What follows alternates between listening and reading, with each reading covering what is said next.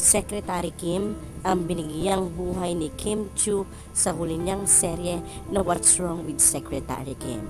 Ang seryeng ito ay number 1 sa View Philippines kasama ang kanyang current love team at rumored boyfriend na si Paulo Abelino. At happy naman si MJ Felipe na naipost na Kim Chu has been nominated as Best Actress in Leading Role for her performance in What's Wrong with Secretary Kim in the prestigious Asian Television Award. At sa official website niya ng Asian Television Awards ay nakalagay ang mga pangalan ng nominado.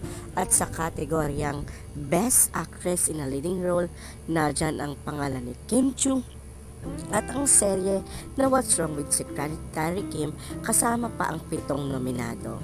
Ito ay unang ibinalita ni Miss Garlic sa kanya at sinabi pang congrats on your nomination for Best Actress at Asian TV Award.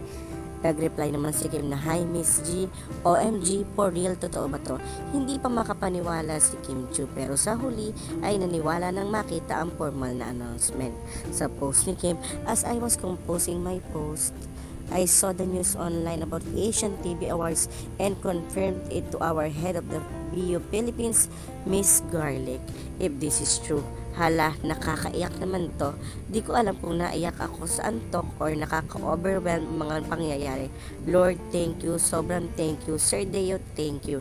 Grabe, caps lock para intense. Secretary Kim, thank you. Alam ko nomination pa lang to pero parang nanalo ako sa Asian TV Awards sa Jakarta. Diyos ko, Lord, nawala ang tuko at puyat ko. Ayaw ko nang matulog, baka may maganda pang balitang darating. Sabi nga ng mga fan, it's definitely reaping season for this amazing human.